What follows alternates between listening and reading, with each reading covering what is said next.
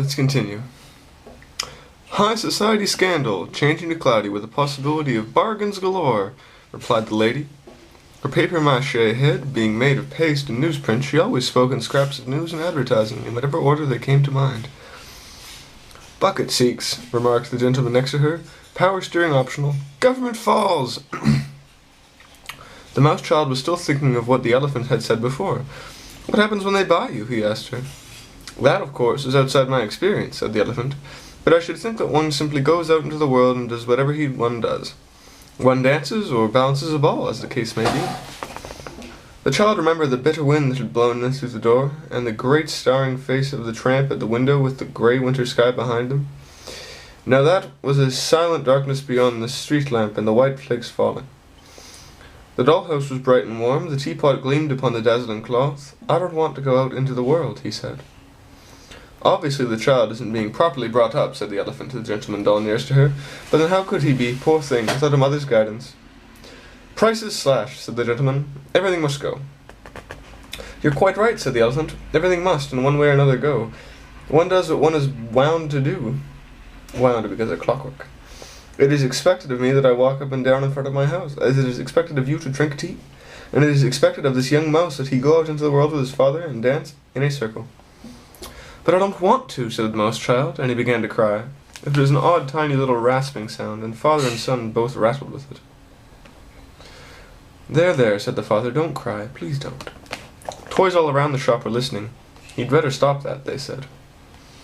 It was the clock that spoke next, startling them all with his flat brass voice. I write to remind you of the rules of clockwork, he said. No talking before midnight and after dawn, and no crying on the job. He's not on the job, said the seal. We're on our own time now. Toys that cry on their own time sometimes cry on the job, said the clock, and no good ever comes of it. A word to the wise. Do be quiet, said the elephant to the mouse child. I'll sing you a lullaby. Pay attention now. The mouse child stopped crying and listened while the elephant sang. Hush, hush, little plush, Mama's near you through the night. Hush, hush, little plush, everything will be all right. Are you my mama? Asked the child. He had no idea what a mama might be, but he knew at once that he needed one badly. Good heavens, said the elephant. Of course I'm not your mama. I was simply singing words I once heard a large teddy bear sing to a small one. Will you be my mama? Said the child. And will you sing to me all the time? And can we stay here all together and live in this beautiful house where the party is and not go out into the world? Certainly not, snorted the elephant. Really, he said to the gentleman doll, this is intolerable. One is polite to the transient element on the counter, and see what happens to it. 21-inch color television, offered gentleman, nagging backaches and muscle tensions. A heartwarming love story the whole family will enjoy. You're an idiot, snapped the elephant, and no one on the counter said another word for the rest of the night. Outside the window, the snowflakes whirled into the lamplight and out into the darkness again. Inside the shop, the clock ticked slowly through the long dim hours, and the tea party in the dollhouse silently continued. Oh. The next day, the mouse and his child were sold. While the elephant walked back and forth and the seal balanced her ball and the ladies and gentlemen sat over the teacups, the father and son were put into a box, wrapped up and carried off. They came out of their wrappings to find the store gone and find themselves under a Christmas tree with the other toys around them. The tree was still hung with lights and angels and smelled of the pine woods. The fire crackled and sang on the hearth, and the children curled up on the rug with the family cat to watch the toys perform. A furry white rabbit stuck his cymbals together with a tiny clash. A tin monkey played La Golandrina on a little violin. A tin bird pecked steadily at the floor, and a mouse and his child danced. Presents and bright wrapping were piled up all around them, but the wind-up toys were not presents for the children. The grown-ups brought them down from near every attic with the Christmas ornaments, and every year after Christmas they were packed away again. You may look at them, said the grown-ups to the children, but we must wind them for you. They will not be broken, and we can enjoy them for many Christmases. So the mouse and his child danced under the tree every evening, and every night when the family was asleep, they talked with the other toys. The monkey complained of being made to play the same tune over and over on a cheap fiddle. The bird complained of having to peck at the bare floor. The rabbit complained that there was no meaning in his cymbals. As soon as the mouse and his child complained of their futility of dancing in an endless circle that led nowhere. And every evening the toys performed, and every day the pine tree shed more needles on the floor around them, until Christmas was gone. Then the tree was thrown out, and the toys were packed up to the attic with the ornaments.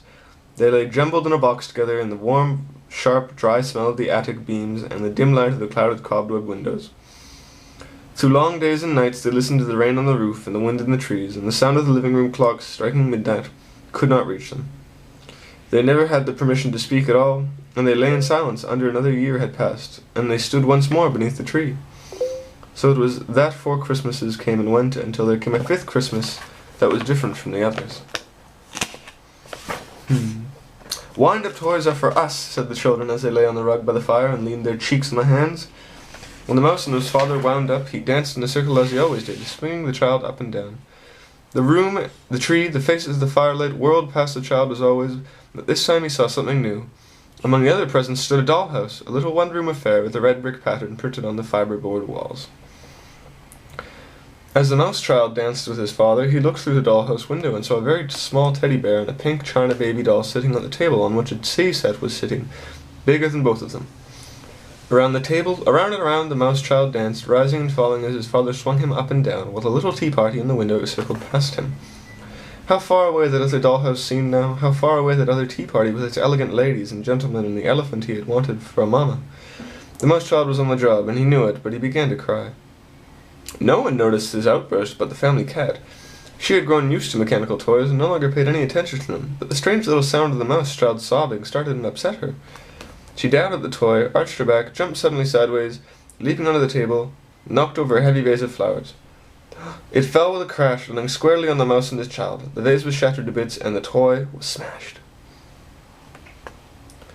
I've read this book before, so it gets better, trust me.